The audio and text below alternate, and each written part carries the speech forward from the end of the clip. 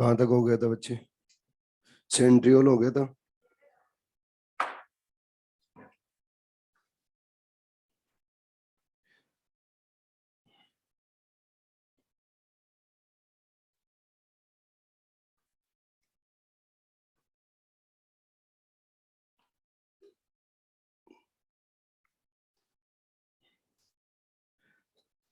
Next आता है cilia and flagella. Centriole के फंक्शन आपको दिमाग में रखने हैं। फर्स्ट फंक्शन बताया था ड्यूरिंग सेल डिवीजन, डिवीजन में हेल्प करेगा। सेकंड आपको फंक्शन बताया था ड्यूरिंग सेल डिवीजन, सेल का प्लेन डिसाइड करेगा। और थर्ड फंक्शन आप लोगों को बताया था सीलिया एंड फ्लेजिला का एक पार्ट होता है जिसको बोला जाता है बेसल बॉडी। उस बेसल बॉडी का फॉर्मेशन कौन करता है? Centriole. Cilia and flagella. Cilia and flagella की बात की जाए तो ये सीलिया और फ्लेजिला क्या सभी के अंदर प्रेजेंट रहते हैं? नहीं, सभी यूकेरियोट्स में नहीं मिलते हैं। अगर सभी यूकेरियोट्स में नहीं मिलते हैं तो फिर किस में मिलते हैं? मोस्टली अगर देखा जाए तो किंगडम प्रोटिस्टा के मेंबर्स में आप लोगों को सीलिया और फ्लेजिला देखने को मिलेंगे। इसके अलावा बच्चों एल्गी और एल्गी के अंदर भी फ्लेजिला देखने को मिलते हैं। अगर हम बात करें बच्चों पैरामीशियम की, तो पैरामीशियम के अंदर सीलिया प्रेजेंट रहते हैं। क्या प्रेजेंट रहते हैं? सीलिया। जब हम बात करें आगे कि सीलिया एंड फ्लेजिला क्या प्रोकैरियोटिक सेल के अंदर भी मिलते हैं? प्रोकैरियोटिक सेल के अंदर आपको फ्लेजिला मिल सकते हैं लेकिन सीलिया कभी भी नहीं मिलेंगे। यानी सीलिया ओनली यूकैरियोटिक सेल पे ही मिलेंगे, प्रोकैरियोटिक सेल के ऊपर कभी भी सीलिया नहीं मिलेंगे। फिर बात आती है कि फ्लेजिला है, वो फ्लेजिला अगर प्रोकैरियोटिक सेल के अंदर मिलता है तो क्या यूकैरियोटिक और प्रोकैरियोटिक सेल का जो फ्लेजिला है दोनों की स्ट्रक्चर सेम है? जब प्रोकैरियोटिक और यूकैरियोटिक सेल के फ्लेजिला की बात करें तो फ्लेजिला की स्ट्रक्चर बच्चों सेम नहीं होती है। प्रोकैरियोटिक फ्लेजिला है, जब उसको देखोगे तो आपको 3 कंपोनेंट मिलेंगे उसके अंदर। और 3 कंपोनेंट कौन कौन से? बेसल बॉडी, हुक मिलेगा और एक मिलेगा फिलामेंट। क्या क्या मिलेगा? Basal body, hook and filament. जब बच्चों यूकैरियोटिक फ्लेजिला की बात करेंगे तो उसके अंदर भी 3 कंपोनेंट मिलेंगे। वो 3 कंपोनेंट कौन कौन से हैं? Shaft, basal body and rootlet. क्या क्या है? Shaft, basal body and rootlet. अब दोनों स्ट्रक्चर के अंदर प्रोकैरियोटिक यूकैरियोटिक फ्लेजिला के अंदर आपको बेसल बॉडी कॉमन मिल रहा है, लेकिन बच्चों दोनों की बेसल बॉडी की भी स्ट्रक्चर सेम नहीं होती। जब हम यूकैरियोटिक फ्लेजिला की बेसल बॉडी को देखेंगे तो उसके अंदर प्रेजेंट रहेंगे माइक्रोट्यूब्यूल्स। क्या प्रेजेंट रहेंगे? माइक्रोट्यूब्यूल्स। लेकिन प्रोकैरियोटिक फ्लेजिला की बेसल बॉडी के अंदर कोई माइक्रोट्यूब्यूल नहीं होते, वहां पर आप लोगों को मिलेगी रिंग्स। क्या मिलती है? रिंग्स। इसके बाद में अगला पॉइंट आता है कि प्रोकैरियोटिक यूकैरियोटिक फ्लेजिला की स्ट्रक्चर तो सेम नहीं होती है, लेकिन क्या फंक्शन सेम होगा? यस, दोनों का एक ही फंक्शन रहेगा और फंक्शन है लोकोमोशन, मोटिलिटी प्रोवाइड करना। लेकिन बच्चों टाइप ऑफ लोकोमोशन दोनों का डिफरेंट रहेगा। अगर हम यूकैरियोटिक फ्लेजिला की बात करेंगे तो वो जब भी मूवमेंट करवाता है तो अंडुलेटिंग मूवमेंट करवाता है, यानी वेव लाइक मूवमेंट करवाता है। लेकिन जब प्रोकैरियोटिक फ्लेजिला की बात करेंगे तो वो बच्चों रोटेशनल मूवमेंट करवाता है, यानी रोटेट करवा के मूवमेंट करवाता है, तो उसको क्या बोला जाता है? Rotatory movement. ठीक है, तो याद रखना प्रोकैरियोटिक एंड यूकैरियोटिक फ्लेजिला की स्ट्रक्चर टोटली डिफरेंट है लेकिन फंक्शन क्या है? सेम। लेकिन ये भी याद रखना टाइप ऑफ मूवमेंट दोनों की क्या है? डिफरेंट। दोनों की टाइप ऑफ मूवमेंट भी सेम नहीं है। फिर बच्चों हम यूकैरियोटिक सीलिया और फ्लेजिला की बात करते हैं। अगर यूकैरियोट्स के सीलिया और फ्लेजिला को देखेंगे तो स्ट्रक्चर में टोटली होते हैं सेम। अगर हम यूकैरियोटिक सीलिया और फ्लेजिला को लेंगे और उनकी स्ट्रक्चर देखेंगे तो स्ट्रक्चर दोनों की मिलेगी सेम। अगर स्ट्रक्चर सेम है तो फिर डिफरेंस क्या है? कुछ डिफरेंस रहेंगे। अगर आप लोगों ने देखे होंगे तो सीलिया और सीलिया के नंबर बच्चों मोर होते हैं। किसके कंपैरिजन में? फ्लेजिला के कंपैरिजन में। यानी फ्लेजिला के कंपैरिजन में सीलिया के नंबर क्या रहेंगे? मोर। इसके अलावा फ्लेजिला के नंबर क्या होंगे? लेस। सेकंड, अगर दोनों में डिफरेंस देखा जाए तो बच्चे लेंथ का, तो सीलिया और सीलिया होते हैं शॉर्ट। क्या होते हैं? शॉर्ट। और अगर उनकी आप लेंथ देखोगे तो रहेगी 10 to 50 माइक्रोमीटर। कितना रहेगा?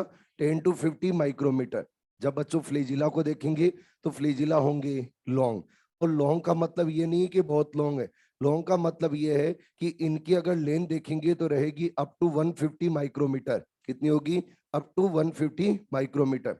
अगला पॉइंट, सीलिया और सीलिया कोऑर्डिनेटेड मैनर में वर्क करते हैं। जब भी फंक्शन करते हैं तो मिलके काम करते हैं सीलिया, लेकिन फ्लैजिला कभी भी कोऑर्डिनेटेड मैनर में वर्क नहीं करते। कोऑर्डिनेशन का मतलब क्या है? कोऑर्डिनेशन में कैसे वर्क करते हैं इसका मतलब समझते हैं बच्चों।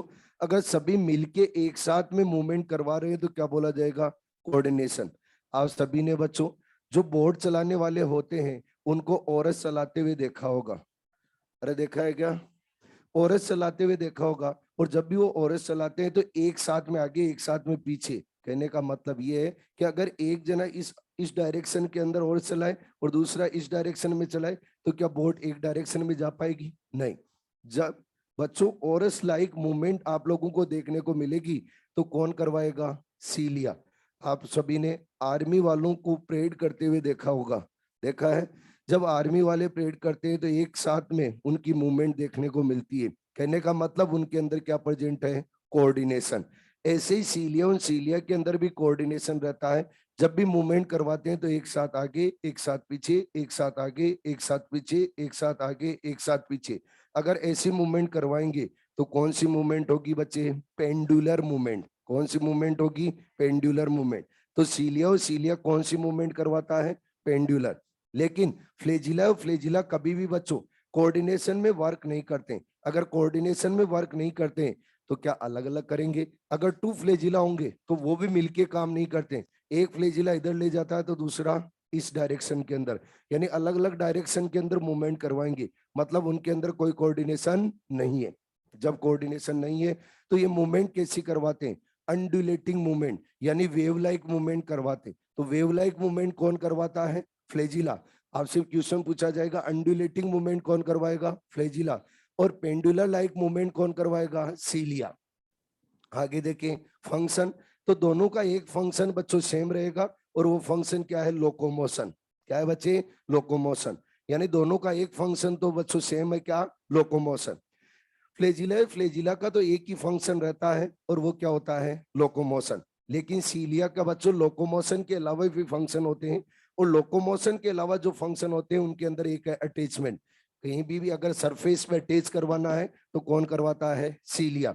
इसके अलावा सीलिया और सीलिया के अंदर बच्चों अच्छे और बुरे की पहचान रहती है। क्या रहती है? अच्छे और बुरे की पहचान। अगर अच्छे और बुरे की पहचान रहती है तो क्या उसके अंदर बच्चों सेंसेशन है? अरे बोलो। जैसे आपके अंदर अच्छे और बुरे की पहचान है, कैसे? अगर आपके हाथ के ऊपर बच्चों लड्डू रख दिया जाए तो क्या आपका हाथ मुंह की तरफ जाएगा? अरे यस और नो। और अगर आपके हाथ को जलते हुए गैस के ऊपर ले जाया जाए तो क्या उसको दूर ले जाओगे या उसके ऊपर रखोगे? नहीं, कोई भी नहीं रखेगा, उसको दूर ले जाओगे। मतलब आप में अच्छे और बुरे की पहचान है। अगर आप में अच्छे और बुरे की पहचान है तो क्या आप में क्या बच्चे सेंसेशन है? ऐसे ही बच्चों सीलिया और सीलिया के अंदर भी सेंसेशन प्रेजेंट रहता है। कैसे? जब भी उसके कांटेक्ट में फूड आता है, सीलिया के कांटेक्ट में जब भी फूड आता है तो फूड को तो क्या करवाता है? एनगल्फ। और जब भी उसके कांटेक्ट में टॉक्सिक सब्सटेंस आता है तो सेल को बच्चों टॉक्सिक सब्सटेंस से ले जाता है दूर। अगर बच्चों फूड को तो एनगल्फ करवा रहा है और टॉक्सिक सब्सटेंस से दूर ले जा रहा है तो क्या सीलिया के अंदर सेंसेशन प्रेजेंट है? अरे बोलो। और अगर देखा जाए तो अगला पॉइंट आता है सीलिया एंड फ्लैजिला की स्ट्रक्चर। हमने पहले ही डिस्कशन कर लिया है कि सीलिया और फ्लैजिला की स्ट्रक्चर दोनों की क्या होती है? सेम। चाहे आप सीलिया की स्ट्रक्चर देख लो चाहे आप फ्लैजिला की स्ट्रक्चर देख लो, अगर दोनों की स्ट्रक्चर देखनी है हमें तो फिर बच्चों लेना पड़ेगा हमें सीलिया या फिर फ्लैजिला का टीएस। और जब टीएस लेंगे तो हम सीलिया का टीएस लेके समझ रहे। सभी ने आप लोगों ने पैरामीशियम का नाम सुना होगा, सुना है क्या? पैरामीशियम प्रोटोजोवन है और ये प्रोटोजोवन किसके अंदर आते हैं बच्चे? किंगडम प्रोटिस्टा में। किसके अंदर आते हैं? किंगडम प्रोटिस्टा में।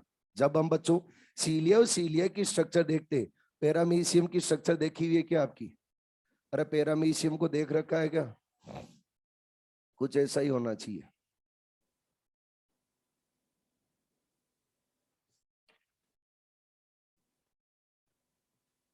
ये आप लोगों को जो हेयर लाइक स्ट्रक्चर दिखाई जा रही है, ये हेयर लाइक स्ट्रक्चर क्या है? सीलिया। अरे क्या है बच्चों? सीलिया। यानी सीलिया और फ्लैजिला हेयर लाइक स्ट्रक्चर रहती है। और जो हेयर लाइक स्ट्रक्चर है इसी का हम टीएस देखने जा रहे हैं। ये जो पैरामीशियम है, इस पैरामीशियम के अराउंड बच्चों आप लोगों को जो ब्लैक कलर से लेयर नजर आ रही है, ये क्या है? इसकी सेल मेम्ब्रेन। क्या है? Cell membrane. जब भी सीलिया और फ्लैजिला फॉर्म होते हैं तो ये सेल मेम्ब्रेन है, सेल मेम्ब्रेन भी एक्सटेंडेड ग्रोथ कर जाता है। जब भी सीलिया और फ्लैजिला फॉर्म होते हैं तो सेल मेम्ब्रेन क्या करेगा? Extended growth. और सेल मेम्ब्रेन एक्सटेंडेड ग्रोथ करके मैंने एक सीलिया को क्या किया है? जूम किया। जब एक्सटेंडेड ग्रोथ करेगा तो बच्चों क्या बनेगा? सीलिया या फिर फ्लैजिला। तो आपसे क्वेश्चन पूछा जाए कि सीलिया और फ्लैजिला क्या है, क्या सेल मेम्ब्रेन की एक्सटेंडेड ग्रोथ से जो पार्ट बन रहा है उसी को क्या सीलिया और फ्लैजिला बोला जाएगा? अरे बोलो। अब बच्चों सीलिया और फ्लैजिला के अंदर देखेंगे तो यहां पर आप लोगों को मिलेंगे माइक्रोट्यूब्यूल्स। क्या मिलेंगे? माइक्रोट्यूब्यूल्स। और यहां पर ये जो पार्ट है, इस पार्ट के ऊपर एक स्ट्रक्चर और मिलेगी और यहां पर एक स्ट्रक्चर और मिलेगी। कहने का मतलब जो ये सीलिया और सीलिया कितने कंपोनेंट से बन रहा है? 3 कंपोनेंट से। एक तो है बच्चे साफ्ट। क्या है? साफ्ट। ये जो पार्ट है यहां से लेके यहां तक, इसको क्या बोला जाता है? साफ्ट। बच्चों ये यहाँ पर साफ्ट है, साफ्ट के बेस के ऊपर प्रेजेंट है, इसको बोला जाता है बेसल बॉडी। क्या बोला जाता है? Basal body. और बेसल बॉडी के नीचे की तरफ रूट लाइक स्ट्रक्चर होती है जिनको बोला जाता है रूटलेट। क्या बोला जाता है? रूटलेट। तो बताइए सीलिया और फ्लैजिला के अंदर कितने कंपोनेंट प्रेजेंट रहेंगे? 3। कौन कौन सा? Shaft, basal body and rootlet. जब बच्चों हमें सीलिया और फ्लैजिला की टीएस लेनी है तो सबसे पहले टीएस किसकी ले रहे हैं? साफ्ट की। अरे किसकी ले रहे हैं? साफ्ट की। जब साफ्ट की टीएस लेंगे तो ये साफ्ट के अराउंड आपको क्या नजर आ रहा है? क्या ये बच्चों सेल मेम्ब्रेन है? अरे बोलो, ये क्या है? Cell membrane. तो जब भी हम साफ्ट और साफ्ट का टीएस लेंगे तो साफ्ट के अराउंड क्या सेल मेम्ब्रेन नजर आएगी? अरे बोलो, साफ्ट के अराउंड क्या नजर आएगी बच्चे? Cell membrane. तो चलो मैं भी एक फोटो बना देता हूं आपके लिए।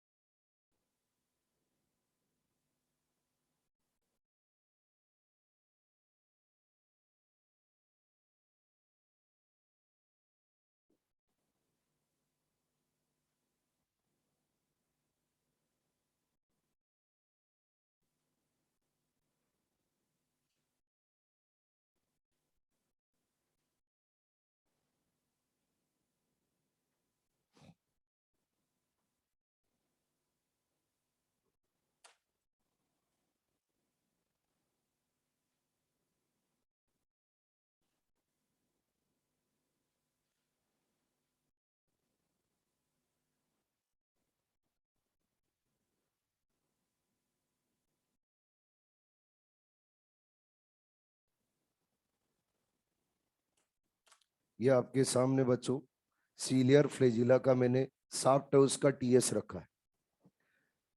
जब हम सीलियर फ्लैजिला के शाफ्ट का टीएस रखते हैं तो उस शाफ्ट के अराउंड क्या प्रेजेंट है? Cell membrane. सेल मेम्ब्रेन के इनसाइड हम देखेंगे, ऊपर ध्यान रखना एक बार, सेल मेम्ब्रेन के इनसाइड हम देखेंगे तो सेल मेम्ब्रेन के इनसाइड बच्चों टोटली मिलेगा आपको प्रोटीन। यानी अगर सेल मेम्ब्रेन को उठा देंगे तो क्या मिलेगा? प्रोटीनियस कोर मिलेगा। अगर सेल मेम्ब्रेन को रिमूव करने के बाद में सीलियर फ्लैजिला का जो प्रोटीनियस कोर बचता है, इस प्रोटीनियस कोर को बोला जाता है एक्सोनिमी। क्या बोला जाता है? एक्सोनिमी। तो एग्जाम में क्वेश्चन पूछा जाता है कि एक्सोनिमी क्या है। एक्सोनिमी क्या रहेगा बच्चे? विदाउट अगर मेम्ब्रेन सीलियर फ्लैजिला का शाफ्ट का जो प्रोटीनियस कोर है, इसी को क्या बोलेंगे? एक्सोनिमी। अरे ठीक है। अब बच्चों अगर हमें इसकी स्ट्रक्चर देखनी है तो सेल मेम्ब्रेन के इनसाइड जाएंगे, और जब सेल मेम्ब्रेन के इनसाइड जाएंगे तो आपको पेरिफेरली नजर आ रहे हैं माइक्रोट्यूब्यूल्स। ये पेरिफेरल जो माइक्रोट्यूब्यूल्स हैं ये बच्चों 2-2 हैं। अगर 2-2 है तो क्या डबलेट फॉर्म में? अरे किस फॉर्म में है? डबलेट फॉर्म में। जब डबलेट फॉर्म में है तो हमने इनकी नेमिंग कर दी, A B A B A B लिख दिया। तो ये जो आपको नजर आ रहे हैं ये क्या है? माइक्रोट्यूब्यूल्स। और कौन से माइक्रोट्यूब्यूल है? पेरिफेरल। अरे कौन से हैं? पेरिफेरल। अब पेरिफेरल जो माइक्रोट्यूब्यूल्स हैं, उन पेरिफेरल माइक्रोट्यूब्यूल्स के आपको नंबर काउंट करने, टोटल नंबर देखने हैं। सबसे पहले तो पेरिफेरल माइक्रोट्यूब्यूल्स के पहले तो आप डबलेट फॉर्म में काउंट कीजिए कितने? 1 2 3 4 5 6 7 8 9। टोटल कितने हैं? 9। डबलेट फॉर्म में कितने हैं? 9। तो टोटल कितने हो गए? 9 इंटू 2 इक्वल्स टू 18। यानी टोटल तो पेरिफेरल कितने हैं? 18। और डबलेट फॉर्म में कितने हैं? 9। तो हम माइक्रोट्यूब्यूल्स का अरेंजमेंट लिख रहे हैं। क्या लिख रहे हैं? माइक्रोट्यूब्यूल्स का अरेंजमेंट। माइक्रोट्यूब्यूल अगर अरेंजमेंट देखेंगे तो आप लोगों को बता रखा है सबसे पहले पेरिफेरल माइक्रोट्यूब्यूल्स देखने। तो पेरिफेरल माइक्रोट्यूब्यूल्स कितने हैं बच्चे? 9। वो 9 कैसे? ट्रिपलेट है या डबलेट है? डबलेट। अरे किस फॉर्म में है? डबलेट फॉर्म में। क्लियर है? फिर हम जब बच्चों सेंटर में देखते हैं तो यहाँ सेंटर के अंदर भी माइक्रोट्यूब्यूल्स प्रेजेंट है। और सेंटर में जो माइक्रोट्यूब्यूल्स है वो डबलेट फॉर्म में है या सिंगलेट फॉर्म में? सिंगलेट फॉर्म में। ये सिंगल है और ये भी सिंगल है। इन दोनों को आपस में अटैच करने के लिए प्रोटीन फाइबर आ रहा है, लेकिन ये दोनों आपस में अटैच नहीं है, तो ये सिंगल सिंगल है। और अगर सिंगल सिंगल है तो कहां पर प्रेजेंट है? क्या सेंटर के अंदर प्रेजेंट है? तो इनको नाम दे दिया जाएगा बच्चे सेंट्रल माइक्रोट्यूब्यूल्स। क्या बोल दिया जाएगा? Central microtubules. आप तो मुझे बताइए सेंट्रल माइक्रोट्यूब्यूल्स कितने हैं? 1 है या 2 है? 4 है? 2 है। और ये 2 किस फॉर्म में? क्या बच्चों सिंगलेट फॉर्म में है? अरे बोलो। तो अरेंजमेंट क्या हो गया है? 9 + 2। 9 कैसे हैं? डबलेट। और 2 कैसे हैं? सिंगलेट। जब हम सेंट्रियोल पढ़ रहे थे तो सेंट्रियोल के अंदर माइक्रोट्यूब्यूल्स का अरेंजमेंट कैसा था? 9 + 0। लेकिन बच्चों वो 9 कैसे थे? ट्रिपलेट। कैसे थे? ट्रिपलेट। लेकिन यहां पर कैसे होंगे? डबलेट। ठीक है जी। आगे बात करें तो पेरिफेरल जो माइक्रोट्यूब्यूल्स हैं, इन माइक्रोट्यूब्यूल्स को आपस में अटैच करने के लिए एक प्रोटीन फाइबर आता है। ये प्रोटीन फाइबर ए और बी माइक्रोट्यूब्यूल को आपस में अटैच कर रहा है। तो माइक्रोट्यूब्यूल्स के बिटवीन क्या बना रहा है बच्चे? ब्रिज। क्या बना रहा है? ब्रिज। तो इसको नाम दे दिया जाएगा इंटर डबलेट ब्रिज। क्या नाम दे दिया जाएगा? Inter doublet bridge. यानी ये क्या कर रहा है? जो डबलेट और डबलेट के जो माइक्रोट्यूब्यूल्स डबलेट फॉर्म में है उनके बिटवीन क्या बना रहा है बच्चे? ब्रिज। तो क्या नाम दे दिया जाएगा? Inter doublet bridge. इसके अलावा क्या ये ए और बी माइक्रोट्यूब्यूल्स को आपस में अटैच कर रहा है? तो इस इंटर डबलेट ब्रिज को एक और नाम दे सकते हैं हम ए बी लिंकर। क्या बोल सकते हैं बच्चे? A B linker. अब देखेंगे तो बच्चों सेंटर में जाएंगे, और जब सेंटर में जाएंगे तो सेंटर के अंदर भी माइक्रोट्यूब्यूल्स प्रेजेंट है। इन सेंट्रल माइक्रोट्यूब्यूल्स को भी एक प्रोटीन फाइबर अटैच कर रहा है। जो सेंट्रल माइक्रोट्यूब्यूल्स को प्रोटीन फाइबर अटैच कर रहा है इसको हम बोलेंगे बच्चे सेंट्रल ब्रिज। क्या बोल दिया जाएगा? Central bridge. तो सेंट्रल ब्रिज क्या करता है? क्या सेंट्रल माइक्रोट्यूब्यूल्स को अटैच कर रहा है? बच्चों पेरिफेरल डबलेट ब्रिज क्या कर रहा है?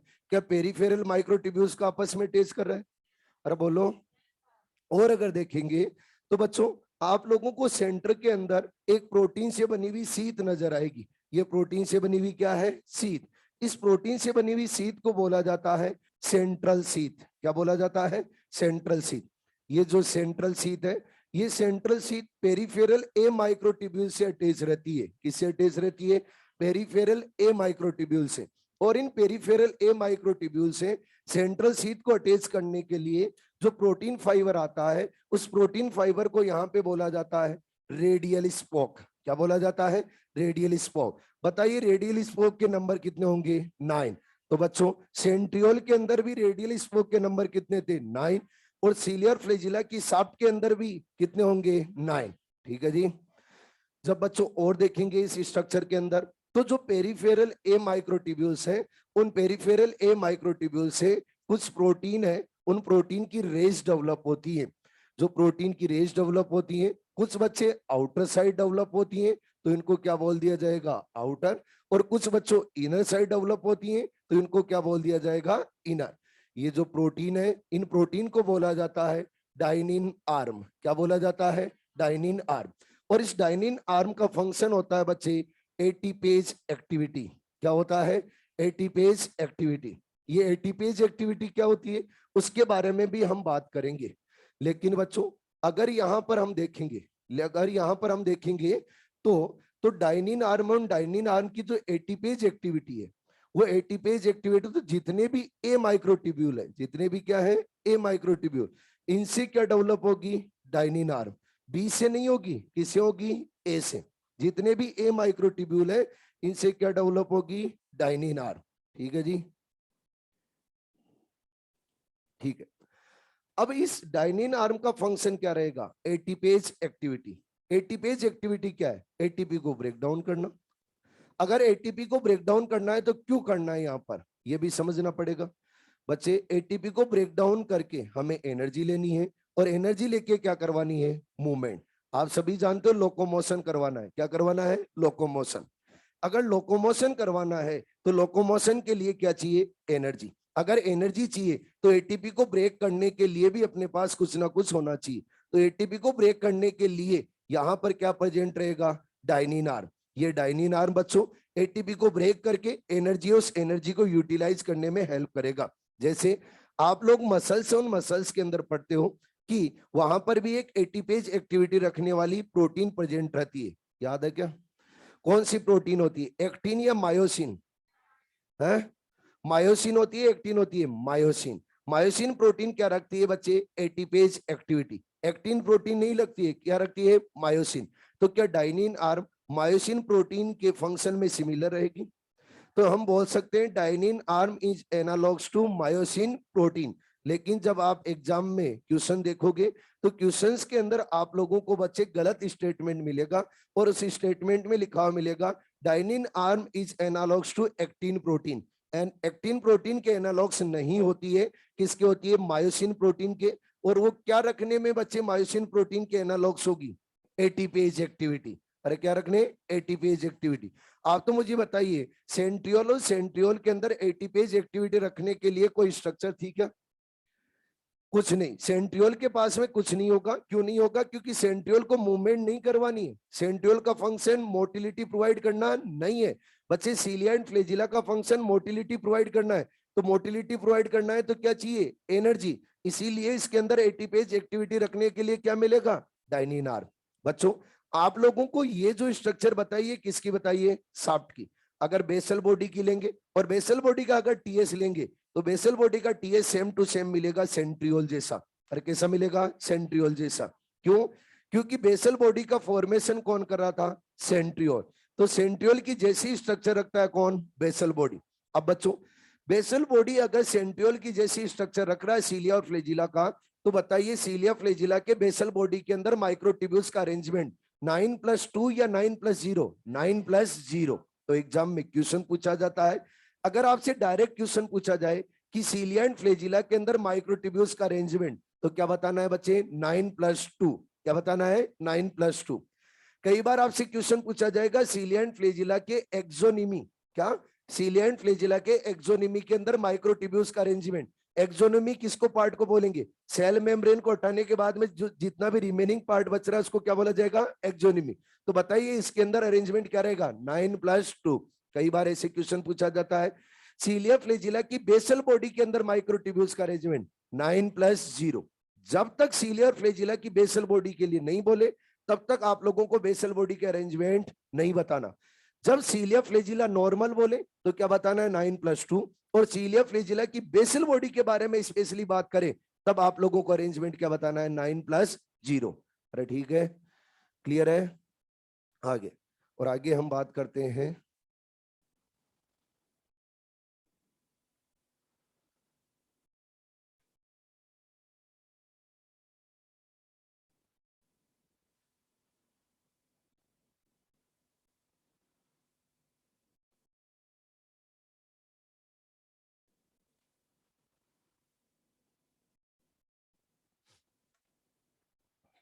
पानी पी लेते हैं थोड़ा।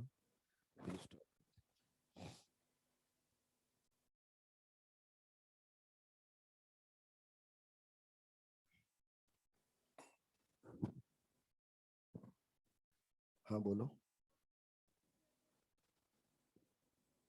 रेडियल ऐसे कर दो बेटा, ऐसे कर देना, ये उल्टा सीधा लिख दिया था ना इसलिए। अब ठीक है, हटा दो। अरे बोलो।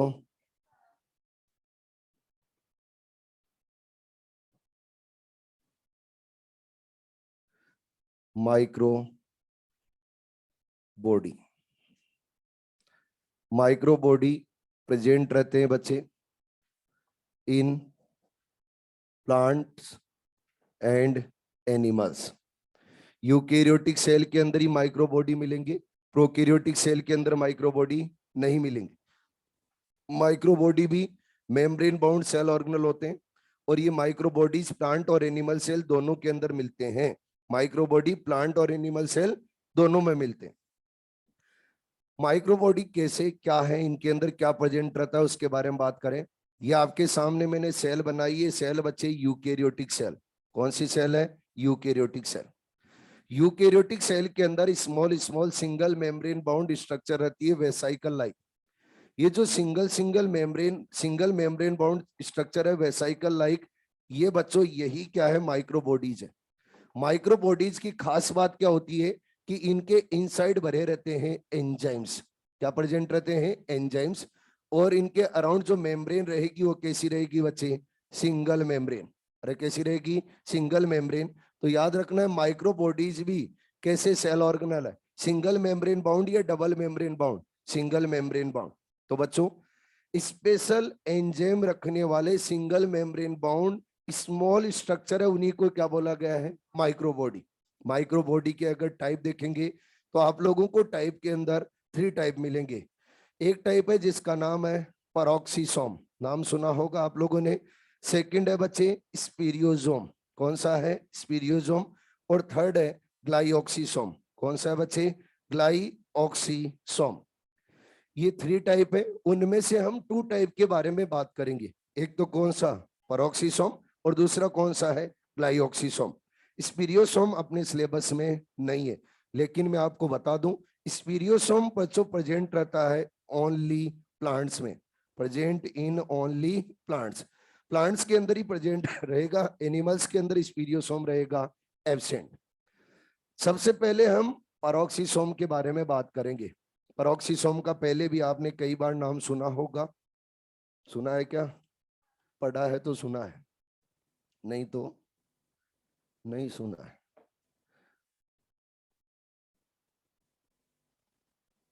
पैरोक्सिसोम, और पैरोक्सिसोम में ये प्रोक्सिसोम बच्चों प्रेजेंट रहता है प्लांट एंड एनिमल दोनों के अंदर, present in plants and animals दोनों के अंदर प्रेजेंट रहेगा।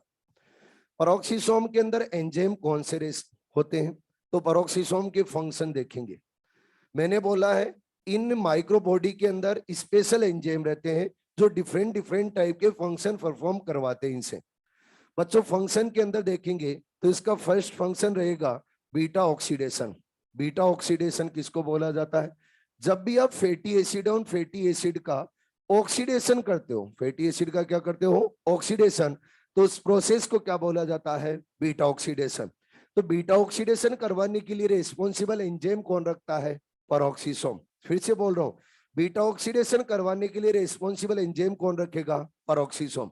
इसके अलावा बच्चों ये ब्रेकडाउन करवाता है H2O2 का। किसका ब्रेकडाउन करवाता है? ब्रेकडाउन ऑफ H2O2, यानी H2O2 का ब्रेकडाउन के लिए भी एंजाइम कौन रखता है? पेरोक्सीसोम। बच्चे ये जो हाइड्रोजन पेरोक्साइड है जब भी सेल के अंदर फॉर्म हो जाता है तो सेल के लिए होता है टॉक्सिक। क्या होता है? टॉक्सिक। अगर टॉक्सिक होता है तो इसको नॉन टॉक्सिक में भी कन्वर्ट करना जरूरी है। जैसे हमने बोला कि ये हाइड्रोजन पेरोक्साइड फॉर्म हुआ तो इसको नॉन टॉक्सिक में कन्वर्ट करना है तो इसका क्या करना पड़ेगा? ब्रेकडाउन। और ब्रेकडाउन करने के लिए जो एंजाइम रखता है वो कौन रखता है? पेरोक्सीसोम। और उस एंजाइम का नाम है बच्चे कैटालेज। कौन सा एंजाइम है? कैटालेज। कैटालेज एंजाइम बच्चे H2O2 का ब्रेकडाउन करेगा तो ये वाटर के अंदर कन्वर्ट हो जाएगा और साथ में क्या रिलीज हो जाएगी? ऑक्सीजन। अगर बच्चे H2O2 का ब्रेकडाउन कर रहा है तो कौन कर रहा है? कैटालेज। और कैटालेज एंजाइम किसके अंदर प्रेजेंट रहता है? पेरोक्सीसोम। फेमस क्वेश्चन है एग्जाम का। क्वेश्चन में ये बोला जाता है कि कैटालेज एंजाइम रखने वाला कौन सा सेल ऑर्गेनल है? पेरोक्सीसोम। H2O2 के ब्रेकडाउन के लिए कैटालेज एंजाइम कौन रखता है? पेरोक्सीसोम। बच्चों इसके अलावा ये पेरोक्सीसोम करवाता है फोटो रेस्पिरेशन। क्या करवाता है? Photo respiration. इस फोटो रेस्पिरेशन को बोला जाता है बच्चे ग्लाइकोलेट साइकिल। क्या बोला जाता है? Glycolate cycle. और इसी को बोला जाता है C2 साइकिल। तो फोटो रेस्पिरेशन, ग्लाइकोलेट साइकिल और C2 साइकिल है, इसको भी रन करवाने में कौन हेल्प करता है? पेरोक्सीसोम। ये बच्चे फोटो रेस्पिरेशन किसके अंदर चलता है? In plants. एनिमल्स के अंदर फोटो रेस्पिरेशन नहीं चलता है, याद रखना है। एनिमल्स के अंदर फोटो रेस्पिरेशन नहीं चलता है। और ये फोटो रेस्पिरेशन कैसे क्या चलता है आप लोगों को आगे पढ़ाया जाएगा। एक चैप्टर आएगा जिसका नाम है फोटोसिंथेसिस। फोटोसिंथेसिस वाले चैप्टर के अंदर फोटो रेस्पिरेशन के बारे में बताया जाएगा। आगे बात करें तो नेक्स्ट सेल ऑर्गेनल है जिसका नाम बच्चे ग्लाइयोक्सिसोम। अरे क्या नाम है? ग्लाइयोक्सिसोम। बच्चों जो ये ग्लाइयोक्सिसोम है, ये ग्लाइयोक्सिसोम सभी यूकेरियोटिक सेल के अंदर नहीं मिलता है। और ये ग्लाइयोक्सिसोम है ये आप लोगों को मिलेगा बच्चे ओनली प्लांट्स के अंदर। किसके अंदर प्रेजेंट रहता है? Present in only plants. यानी एनिमल्स के अंदर ग्लाइयोक्सिसोम होता है एब्सेंट। ग्लाइयोक्सिसोम बच्चों प्लांट्स के अंदर भी प्रेजेंट रहेगा लेकिन प्लांट्स की भी सभी सेल के अंदर प्रेजेंट नहीं होता है। ग्लाइयोक्सिसोम प्रेजेंट होता है बच्चे उन प्लांट्स के अंदर जिनके अंदर फैटी सीड मिलते हैं। क्या मिलते हैं बच्चे? Fatty seed. फैटी सीड वाले जो प्लांट्स हैं उनकी सीड, उन सीड के अंदर क्या मिलते हैं? ग्लाइयोक्सिसोम। हेलो, किसके अंदर मिलेंगे? फैटी सीड रखने वाले। फैटी सीड का मतलब क्या रख रहे हैं? ऑयल रखने वाले। ऑयल जो सीड में ऑयल रखते हैं उन प्लांट के सीड के अंदर क्या मिलता है बच्चे? ग्लाइयोक्सिसोम। पेरोक्सीसोम नहीं, क्या? ग्लाइयोक्सिसोम। अब ये ग्लाइयोक्सिसोम फैटी सीड के अंदर मिलता है तो फैटी सीड किसके अंदर होंगे? आप लोगों ने बच्चे कैस्टर का नाम सुना होगा। कैस्टर के सीड कैसे होंगे? Fatty seed. ग्राउंडनट का नाम सुना है, उसके भी सीड कैसे रहेंगे बच्चे? Fatty seed. यस और नो? और भी बहुत सारे एग्जाम्पल है, अगर लिस्ट बनाने बैठेंगे तो बहुत लंबी लिस्ट है, लेकिन आपको समझ में आ गया होगा जिन सीड के अंदर फैटी एसिड मिलता है उनको क्या बोला जाता है? Fatty seed. अब बच्चों फैटी सीड और फैटी सीड के अंदर ग्लाइयोक्सिसोम का क्या फंक्शन होता है? ग्लाइयोक्सिसोम बच्चों स्पेशल एंजाइम रखता है और ऐसे एंजाइम रखता है कि ये फैटी एसिड को कन्वर्ट कर देता है कार्बोहाइड्रेट में। किसके अंदर? कार्बोहाइड्रेट में। जब भी सीड ऑन सीड का जर्मिनेशन करवाया जाता है तो सीड जर्मिनेशन टाइम में बच्चे रेस्पिरेशन स्टार्ट होता है सीड में, और जब रेस्पिरेशन स्टार्ट होगा तभी सीड का क्या होता है? जर्मिनेशन। अब रेस्पिरेशन स्टार्ट करना है तो रेस्पिरेशन के अंदर जो प्राइमरी फूड रिक्वायर्ड होता है उसका नाम है कार्बोहाइड्रेट। अब कार्बोहाइड्रेट इस सीड के अंदर होता नहीं, फैटी सीड के अंदर, तो ये फैटी एसिड को सबसे पहले किस में कन्वर्ट करते हैं? कार्बोहाइड्रेट में। और फिर रेस्पिरेशन स्टार्ट करते हैं और जब रेस्पिरेशन स्टार्ट होगा तभी सीड का क्या होगा? जर्मिनेशन। तो एग्जाम में क्वेश्चन पूछा जाता है कि जर्मिनेटिंग फैटी सीड के अंदर, ध्यान से सुने, जर्मिनेटिंग फैटी सीड के अंदर कौन सा माइक्रोबॉडी मिलता है? ग्लाइयोक्सिसोम। अरे कौन सा मिलेगा? ग्लाइयोक्सिसोम। अरे याद रहेगा। अगर बच्चों ग्लाइयोक्सिसोम है, ग्लाइयोक्सिसोम फैटी एसिड है, इस फैटी एसिड को किसमें कन्वर्ट करता है आप बताइए? अरे बोलो। किसमें? कार्बोहाइड्रेट में।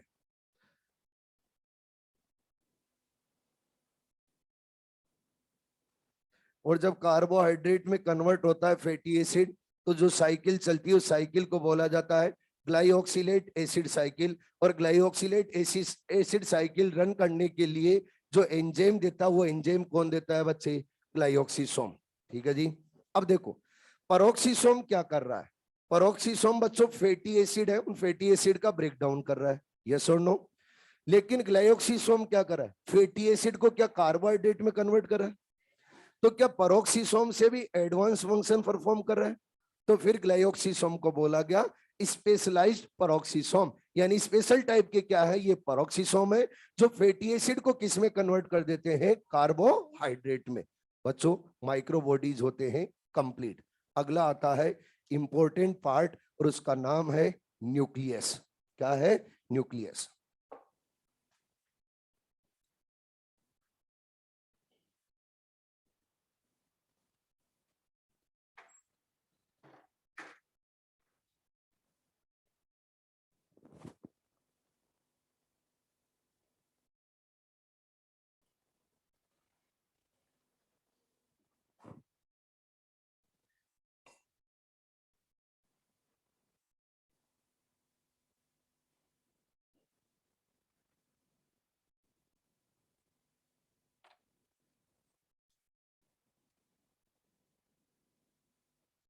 ऑनलाइन वाले क्लास स्टार्ट करके रजाई में सो तो नहीं गए हो? हैं? जगे हुए हो तो ना? ठीक है फिर न्यूक्लियस स्टार्ट कर रहा हूँ। इंपॉर्टेंट पार्ट स्टार्ट हो रहा है। अगर न्यूक्लियस अच्छे से नहीं समझा तो फिर सोच लेना सेल डिवीजन नहीं समझ में आएगा। न्यूक्लियस और क्रोमोसोम दोनों सेल डिवीजन से लिंक करते हैं और दोनों के बारे में जो जो बातें बताई जाए अच्छे से सुननी है और समझनी है। तैयार हो? अरे बोलो बच्चों। न्यूक्लियस, उस न्यूक्लियस के बारे में बात की जाए तो एनसीईआरटी लिखती है कि डबल मेम्ब्रेन बाउंड एक स्फेरिकल स्ट्रक्चर प्रेजेंट रहती है साइटोप्लाज्म में। और यूकेरियोट्स के साइटोप्लाज्म में जो spherical double membrane bound structure है, और मेनली ये रखती है जेनेटिक मटेरियल। क्या रखती है? Mainly genetic material. इसी स्ट्रक्चर को क्या बोला जाता है? न्यूक्लियस। न्यूक्लियस के बारे में सबसे पहले जिन साइंटिस्ट ने बताया था उन साइंटिस्ट का नाम है रॉबर्ट ब्राउन। क्या नाम है? Robert brown. बच्चों न्यूक्लियस को बोला जाता है कंट्रोलर ऑफ द सेल। याद है क्या? न्यूक्लियस को क्या बोला जाता है? Controller of the cell. क्यों बोला जाता है कंट्रोलर ऑफ द सेल? उसके पीछे रीजन। न्यूक्लियस के अंदर भरा रहता है डीएनए। तो बच्चों डीएनए से डीएनए बनता है। तो प्रोसेस को क्या बोला जाता है? रेप्लिकेशन। हेलो बच्चों, ये फिर आगे बनता है डीएनए से आरएनए। जब डीएनए से आरएनए बनता है तो क्या बोला जाता है? ट्रांसक्रिप्शन। फिर बच्चों आरएनए आरएनए से बनाया जाता है प्रोटीन। जब प्रोटीन बनाया जाएगा तो ट्रांसलेशन। फिर इस प्रोटीन से बनते हैं एंजाइम। क्या बनते हैं? एंजाइम। और ये एंजाइम बच्चों मेटाबॉलिक रिएक्शन को करते हैं रन। अगर ये मेटाबॉलिक रिएक्शन को रन कर रहे तो मेटाबॉलिक रिएक्शन को कंट्रोल करने वाला कौन है? डीएनए। और डीएनए किसके अंदर बेटा है? न्यूक्लियस में। तो सेल की पूरी मेटाबॉलिक रिएक्शन को कंट्रोल करने वाला कौन है? न्यूक्लियस। इसलिए कंट्रोलर ऑफ द सेल किसको बोला जाता है? न्यूक्लियस को।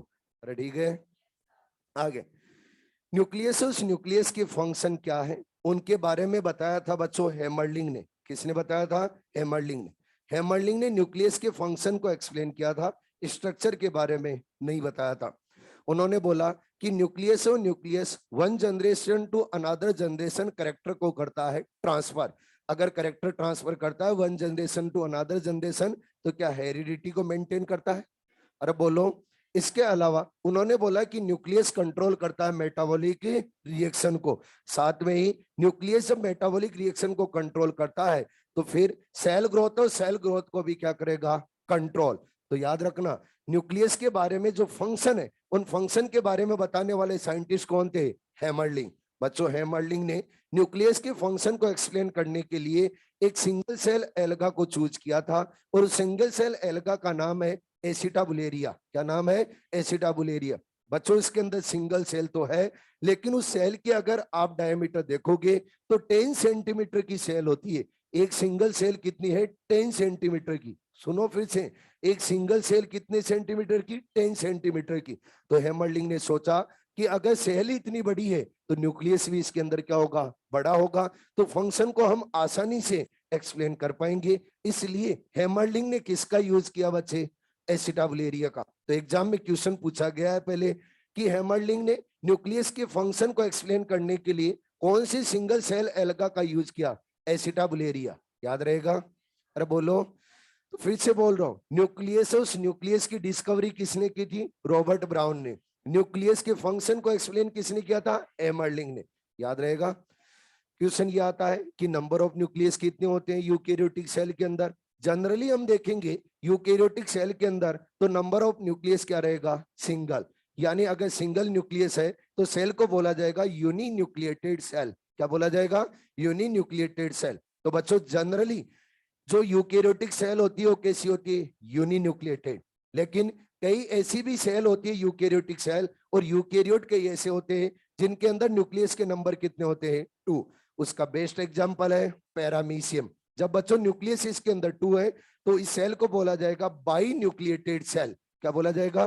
By nucleated cell. बच्चों कई ऐसे भी यूकेरियोट है जिनके अंदर मोर देन 2 न्यूक्लियस है, यानी मेनी न्यूक्लियस प्रेजेंट है। अगर मेनी न्यूक्लियस प्रेजेंट है तो उसको बोला जाएगा मल्टी न्यूक्लिएटेड सेल। क्या बोला जाएगा? Multinucleated cell. और मल्टी न्यूक्लिएटेड सेल रखने वाले जो बच्चों एग्जाम्पल आता है उसके अंदर आते हैं फंजाई। कौन आते हैं? फंजाई।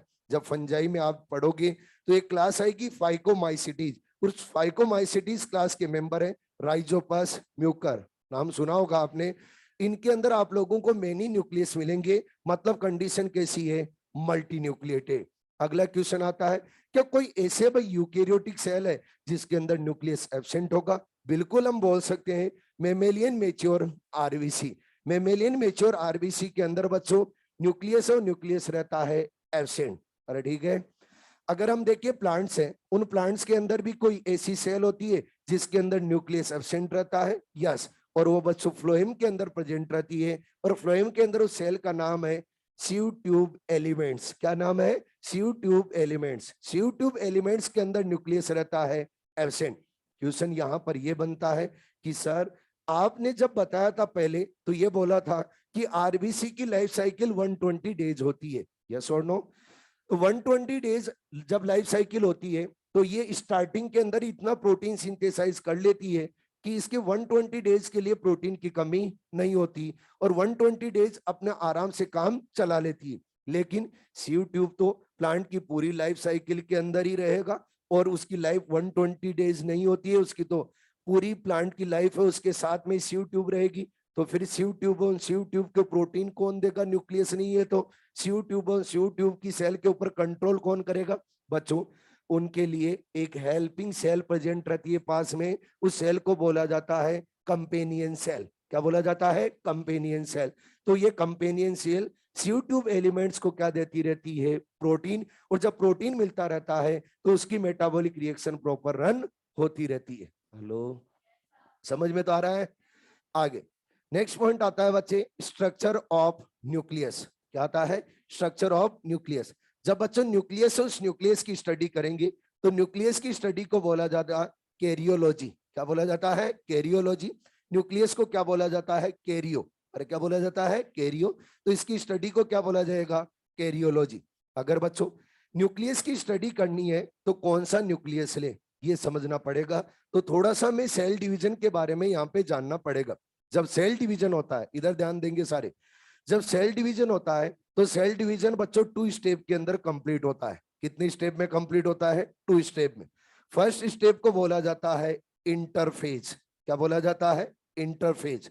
ये इंटरफेज की मैंने सेल ली है। इस इंटरफेज की सेल के अंदर बच्चों न्यूक्लियस आपको दिखेगा कंप्लीट, यानी कंप्लीट न्यूक्लियस प्रेजेंट है इंटरफेज सेल के अंदर। ये मैंने क्या दिखाया बच्चे?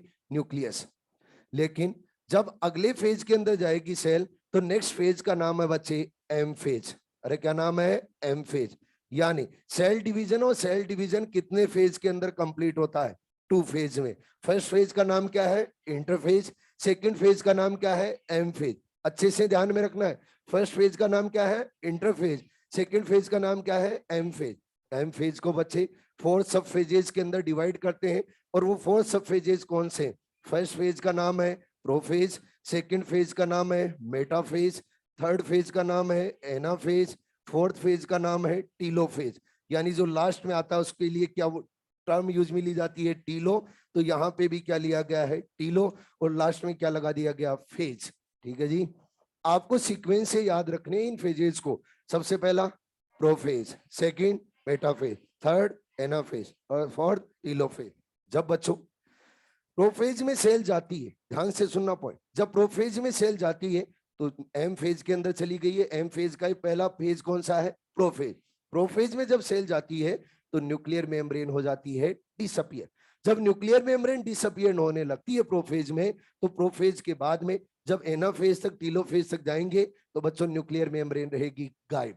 यानी मैं ये बोल सकता हूं कि एम फेज के अंदर न्यूक्लियर मेम्ब्रेन नहीं मिलती है, और न्यूक्लियस न्यूक्लियस के कंपोनेंट भी आपको अच्छे से विजिबल नहीं होते। अगर नहीं होते तो बताइए न्यूक्लियस की स्टडी करने के लिए कौन सी सेल ली जाए, इंटरफेज या एम फेज?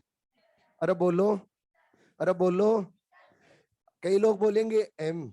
एम क्यों लोगे? अगर कंप्लीट न्यूक्लियस ही नहीं होगा तो न्यूक्लियस की स्टडी कैसे करोगे? जब न्यूक्लियस की स्टडी करनी है तो क्या कंप्लीट न्यूक्लियस ही है? अरे बोलो। और वो कंप्लीट न्यूक्लियस किस में मिलेगा? इंटरफेज में। तो जब भी हम बच्चों न्यूक्लियस की स्टडी करते हैं तो कौन सा न्यूक्लियस लेते हैं? Interphase nucleus. M phase nucleus लेके कभी भी स्टडी नहीं करते हैं, क्योंकि एम फेज के अंदर कंप्लीट न्यूक्लियस नहीं मिलता। अरे ठीक है, आगे। तो हम इंटरफेज न्यूक्लियस की स्ट्रक्चर बना रहे हैं, और इंटरफेज न्यूक्लियस की स्ट्रक्चर आपके सामने रख रहा हूं, ध्यान से देखना और बच्चों इसको समझना। बना दूं?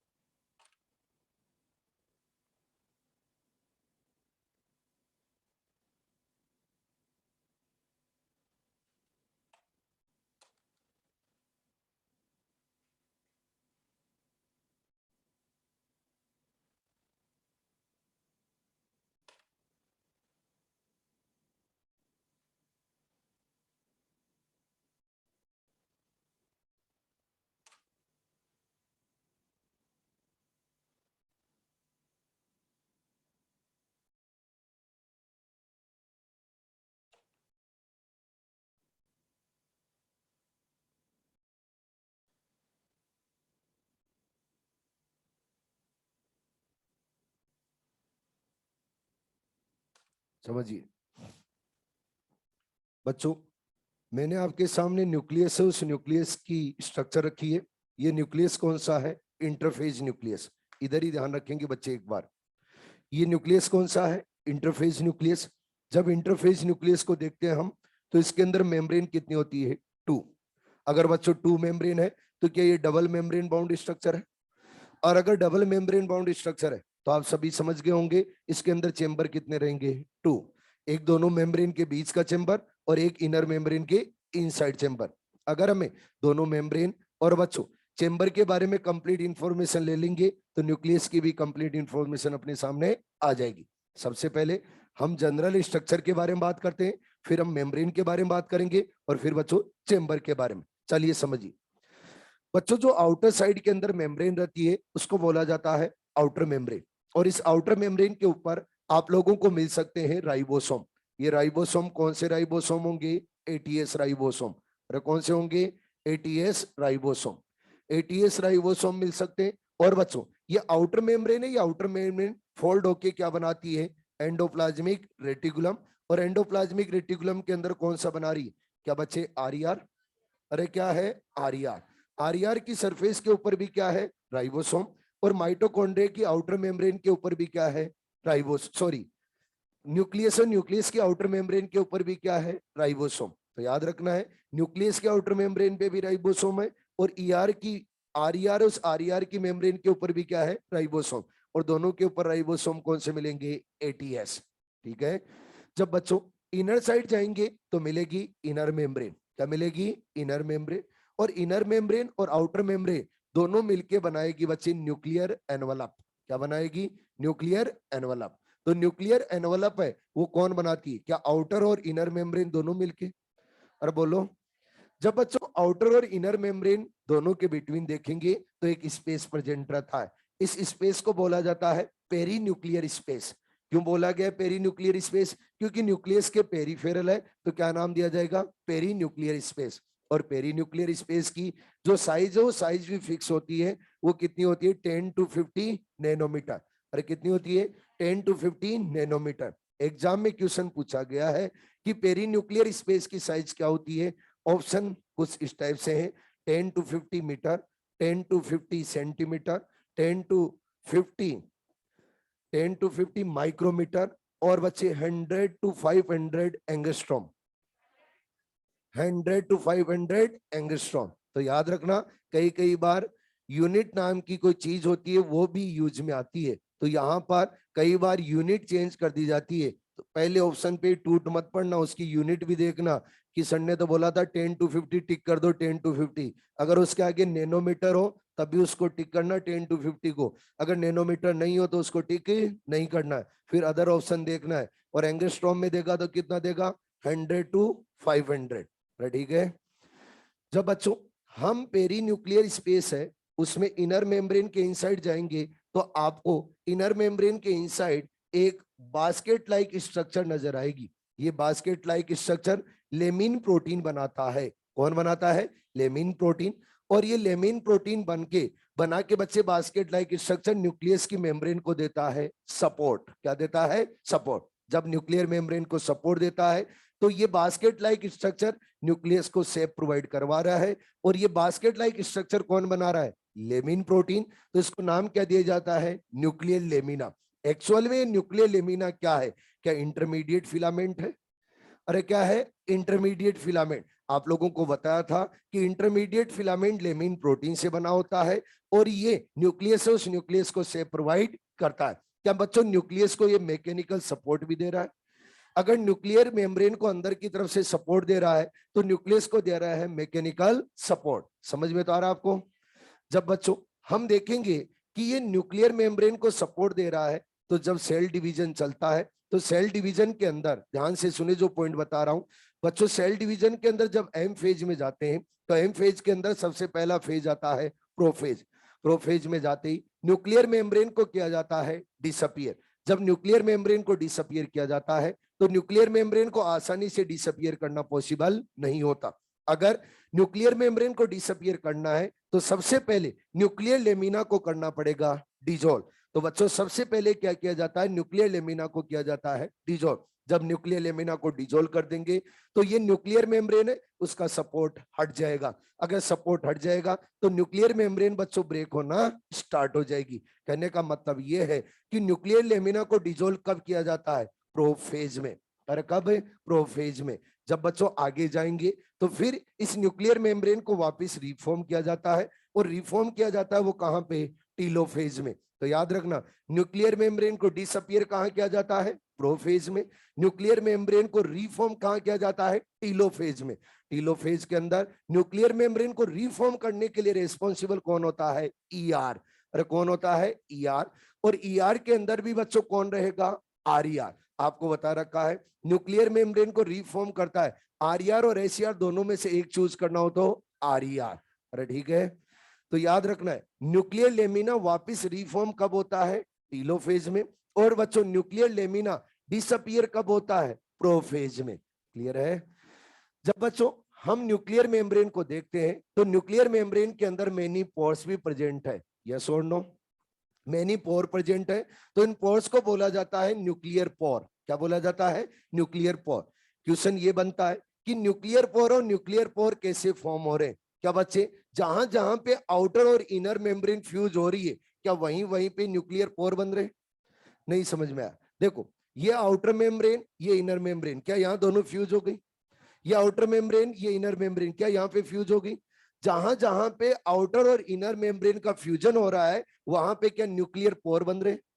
तो एनसीईआरटी लिखती है कि न्यूक्लियर पोर फॉर्म होते हैं इनर एंड आउटर मेम्ब्रेन के फ्यूजन से। तो सही बोल रही है गलत? सही। बच्चों याद रखना है जब भी आउटर और इनर मेम्ब्रेन फ्यूज होगी तो क्या बनेंगे? Nuclear pore. मैंने आपके सामने कुछ ही न्यूक्लियर पोर दिखाए, लेकिन न्यूक्लियर पोर बच्चों नंबर के अंदर देखेंगे तो बहुत ज्यादा होंगे, बहुत ज्यादा होते हैं न्यूक्लियर पोर। कोई एक या दो न्यूक्लियर पोर नहीं होते। न्यूक्लियर पोर है, उन न्यूक्लियर पोर का फंक्शन क्या रहेगा? बच्चों इस न्यूक्लियस के अराउंड क्या प्रेजेंट है? क्या साइटोप्लाज्म है? अरे बोलो, क्या है? साइटोप्लाज्म। साइटोप्लाज्म, साइटोप्लाज्म से मटेरियल न्यूक्लियस के इनसाइड जाएगा और न्यूक्लियस से मटेरियल साइटोप्लाज्म के अंदर जाएगा। न्यूक्लियस के इनसाइड जितना भी मटेरियल रहेगा सॉलिड लिक्विड, उसको क्या बोला जाता है? न्यूक्लियोप्लाज्म। क्या बोला जाता है? न्यूक्लियोप्लाज्म। यानी न्यूक्लियस के इनसाइड जितना भी सॉलिड और लिक्विड मटेरियल मिलता है उसको क्या बोला जाता है? न्यूक्लियोप्लाज्म। बच्चों अगर न्यूक्लियोप्लाज्म से मटेरियल साइटोप्लाज्म में भेजना है और साइटोप्लाज्म से मटेरियल न्यूक्लियोप्लाज्म में भेजना है तो वो किससे जाएगा? न्यूक्लियर पोर के थ्रू। अरे किसके थ्रू? न्यूक्लियर पोर के थ्रू। तो न्यूक्लियर पोर का फंक्शन क्या होगा? क्या ट्रांसपोर्टेशन? अरे बोलो, ट्रांसपोर्टेशन होगा। लेकिन न्यूक्लियर पोर के अंदर एक बच्चों बैठी रहती है प्रोटीन, उस प्रोटीन का नाम है न्यूक्लियोप्लाज्मिन प्रोटीन। क्या नाम है? न्यूक्लियोप्लाज्मिन प्रोटीन। और इस प्रोटीन को क्या बोला जाता है? बेल्ब। क्या बोला जाता है? बेल्ब। और इसी को बोला जाता है बच्चे एन्युलस। क्या बोला जाता है? एन्युलस। ये जो न्यूक्लियोप्लाज्मिन प्रोटीन है ये ऑक्टागोनल शेप की होती है। कौन सी शेप की होती है? Octagonal shape. ऑक्टागोनल शेप किसको बोला जाएगा? जिसके अंदर बच्चों 8 साइट रहेगी उसको क्या बोला जाएगा? Octagonal shape. तो इस न्यूक्लियोप्लाज्मिन प्रोटीन के अंदर 8 साइट रहती है तो हम बोलेंगे ये ऑक्टागोनल शेप का है। आप सभी जानते हो यहां पर ये न्यूक्लियोप्लाज्मिन प्रोटीन है, इसका क्या फंक्शन होगा? बच्चों प्रोटीन है, इस प्रोटीन का फंक्शन क्या होता है? क्या मॉलिक्यूल्स का सिलेक्शन करना?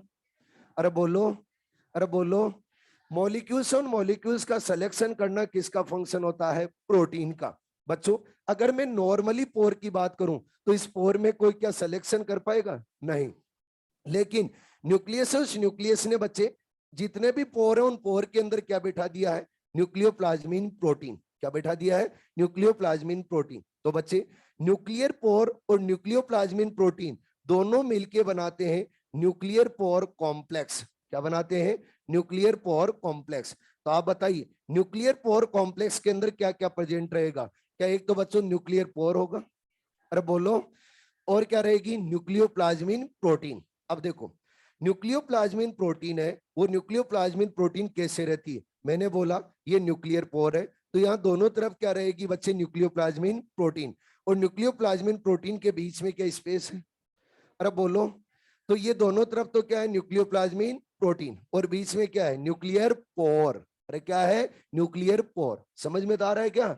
ये दोनों तरफ क्या है? न्यूक्लियोप्लाज्मिन प्रोटीन। और बीच में क्या है, न्यूक्लियर पोर। अब देखो, अगर मॉलिक्यूल्स को ट्रांसपोर्ट करवाना है साइटोप्लाज्म टू न्यूक्लियोप्लाज्म और न्यूक्लियोप्लाज्म टू साइटोप्लाज्म, तो फंक्शन किसका रहेगा ट्रांसपोर्टेशन?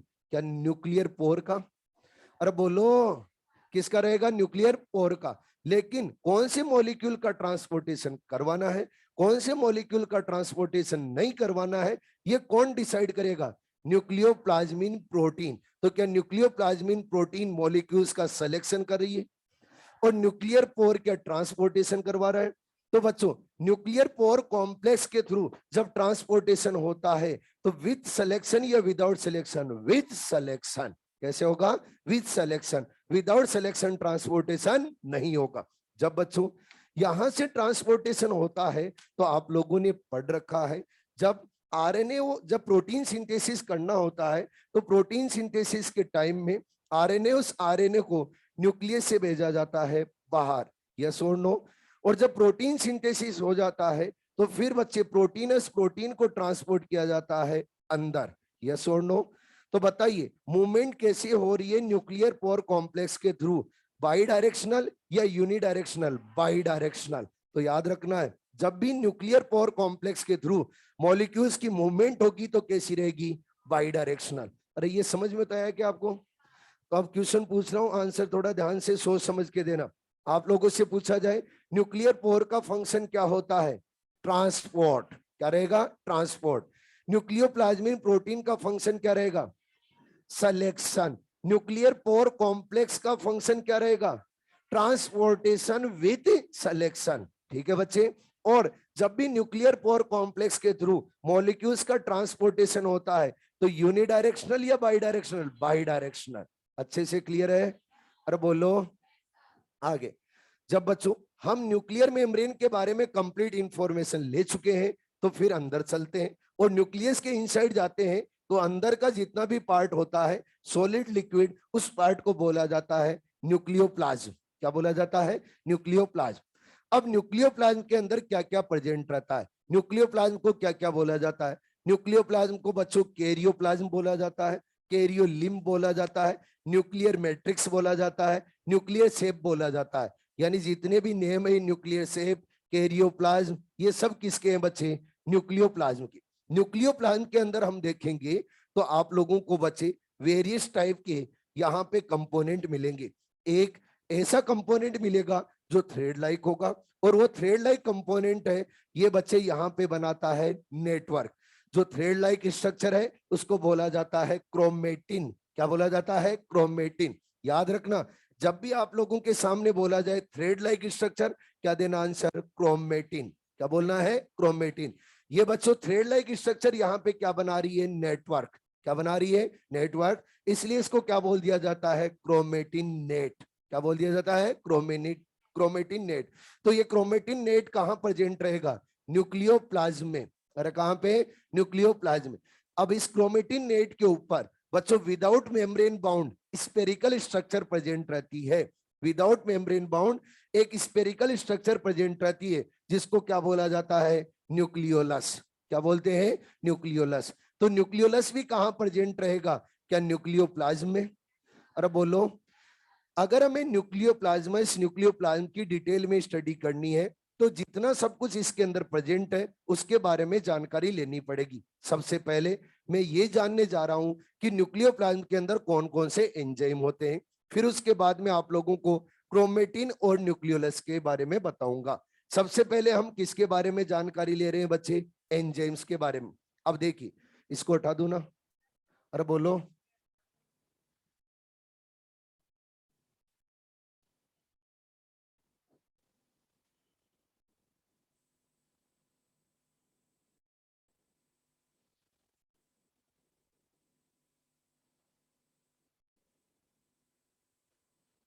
हो गया अब तो? हाँ।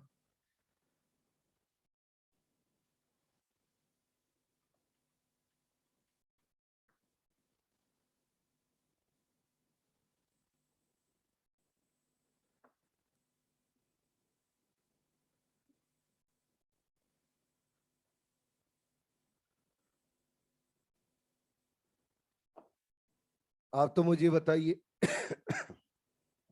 न्यूक्लियोप्लाज्म के अंदर क्या क्रोमेटिन नेट प्रेजेंट रहता है?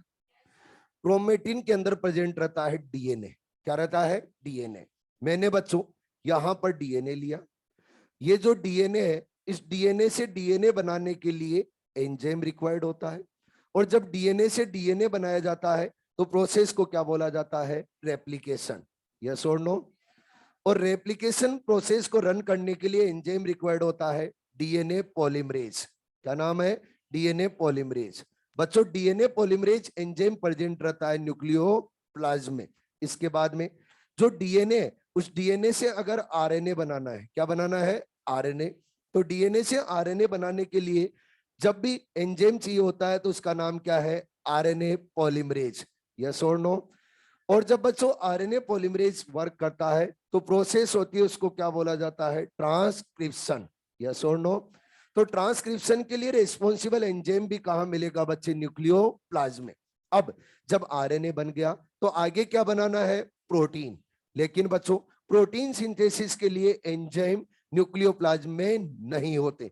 तो फिर ये जो आरएनए, इस आरएनए को लाया जाता है बाहर, और बाहर लाया जाएगा तो कहां पे? साइटोप्लाज्म में। साइटोप्लाज्म में आरएनए आया। अब इस आरएनए के ऊपर अटैच किया जाता है राइबोसोम। अरे क्या अटैच किया जाता है? राइबोसोम। और फिर क्या बना दिया जाता है? प्रोटीन। अरे क्या बनाया गया? प्रोटीन। प्रोटीन बना। और ये प्रोटीन जब बनेगा तो प्रोसेस को क्या बोला जाएगा? ट्रांसलेशन।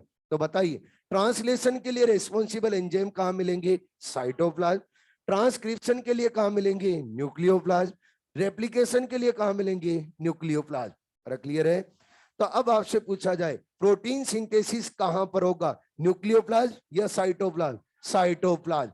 ऑलवेज प्रोटीन सिंथेसिस कहां पर होता है? साइटोप्लाज्म में। कभी भी बच्चों प्रोटीन सिंथेसिस न्यूक्लियोप्लाज्म में नहीं होता। अरे क्लियर है? आपने पहले भी पढ़ रखा होगा ये पॉइंट। अब तो अच्छे से क्लियर हो गया है। जब प्रोटीन बना दिया जाएगा तो इस प्रोटीन को बच्चे वापस न्यूक्लियस के अंदर भेजा जाएगा। तो बताइए मूवमेंट कैसी हो रही है? यूनिडायरेक्शनल या बाई डायरेक्शनल? By directional. अब अच्छे से क्लियर है?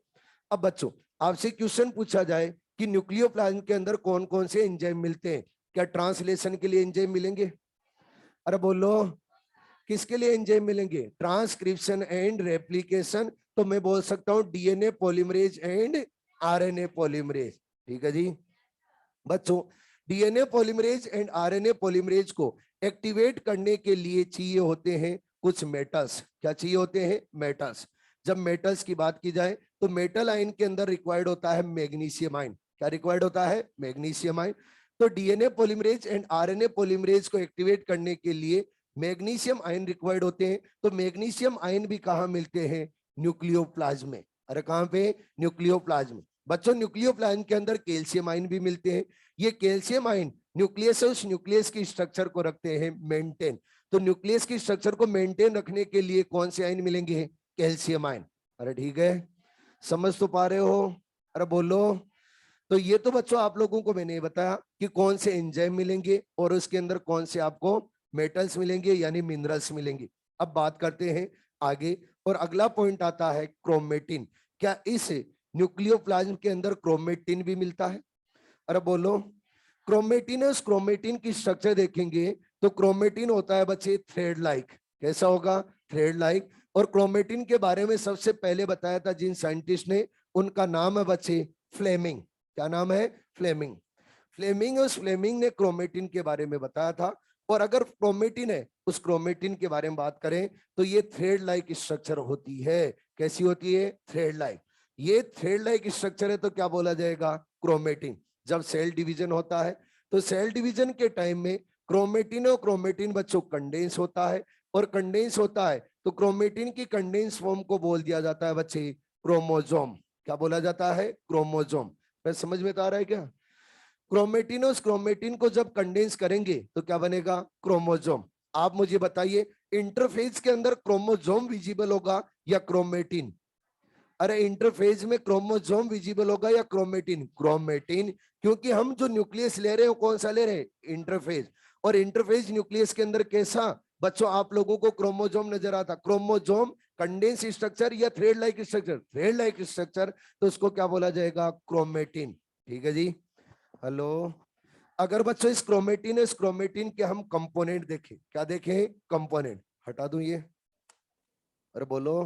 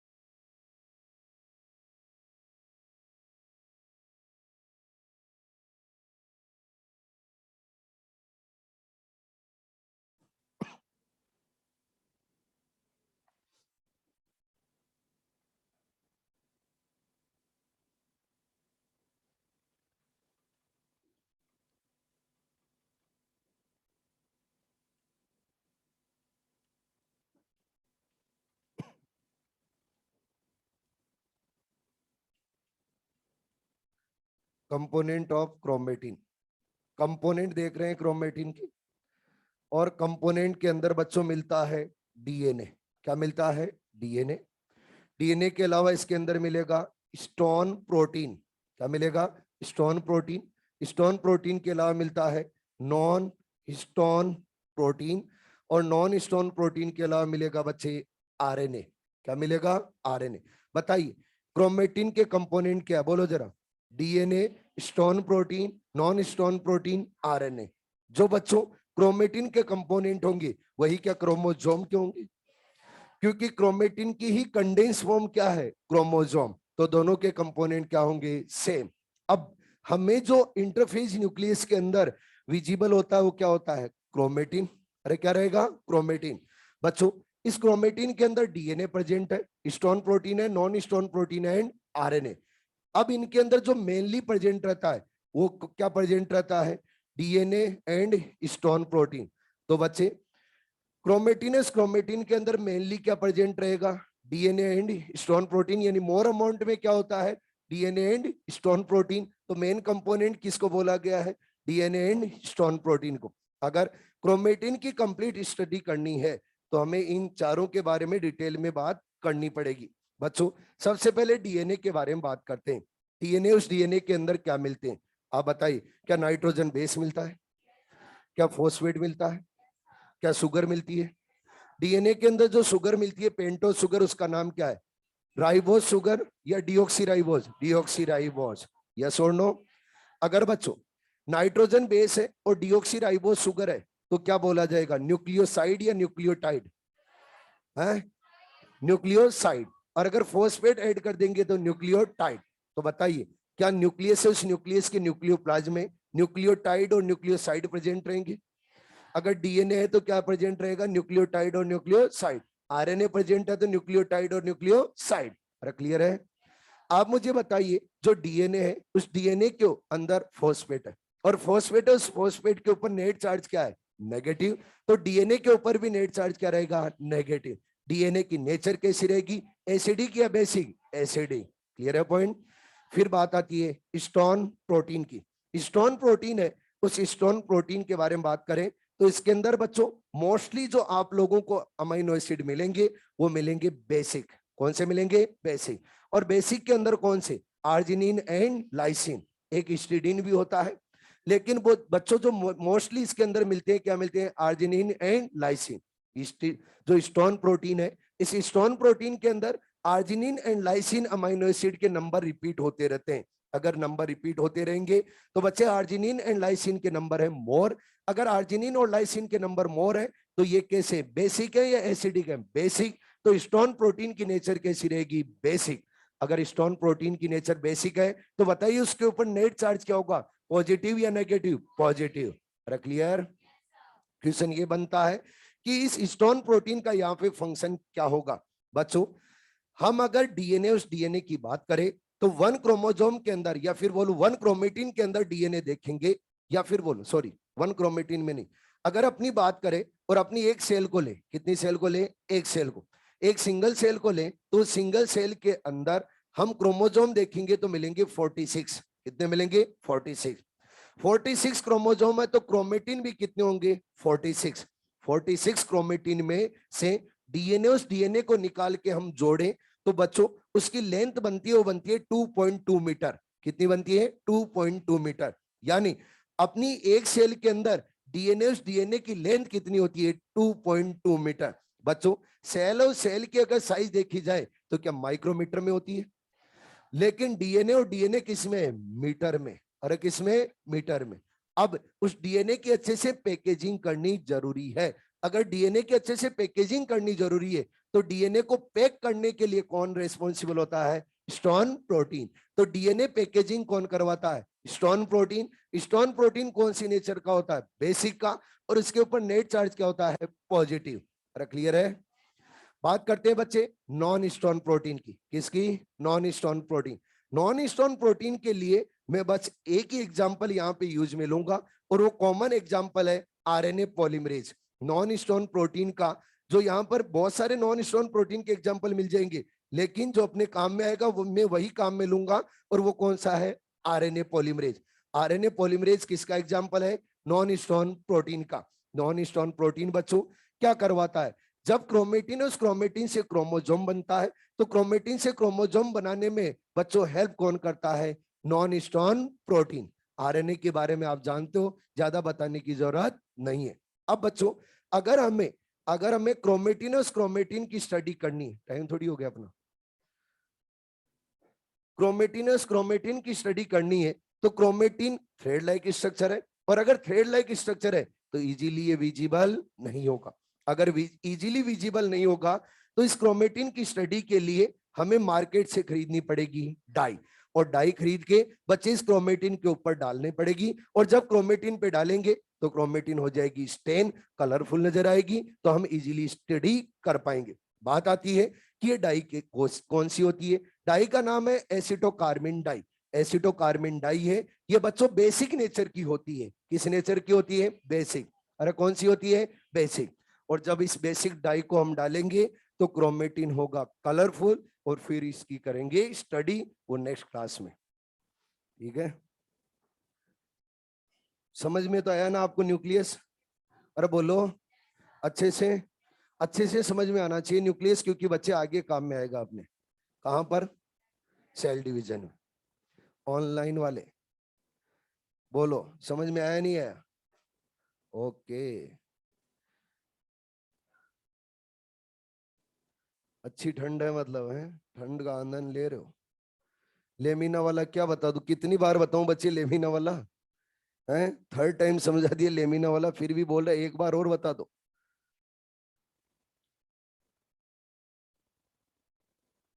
होमवर्क दे दो, क्या दूं होमवर्क में, बायोलॉजी में क्या होमवर्क होता है, बायोलॉजी के अंदर एक ही होमवर्क होता है, एक्सरसाइज सोल्व करने वाला। वो आप समझदार हो, जैसे जैसे सेल ऑर्गेनल्स कंप्लीट हो रहे हैं एक्सरसाइज सोल्व करते जाए।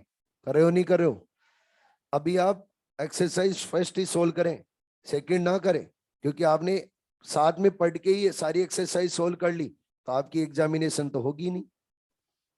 एक एक्चुअल जो एग्जामिनेशन होती है कब होती है, आप कोई भी टॉपिक है उसको पढ़ लेते हो और 2-3 दिन का गैप देके के फिर एक्सरसाइज सोल्व करते हो, तब पता चलेगा। करंट में पढ़ के तो हर कोई सोल्व कर लेगा, आप क्या सोल्व कर रहे हो, फिर सोल्व करके बोलते हैं सब कुछ आता है मेरे को, है, और फिर 2 दिन बाद में वही क्वेश्चन पूछते हैं तो फ्यूज उड़ जाते हैं। तो आप जब भी एक्सरसाइज सोल्व करो फर्स्ट कीजिए, आप सेकंड रोक के रखो, सेकंड एक्सरसाइज जब कंप्लीट हो जाए तो एक साथ में सोल्व करो, ठीक है ना।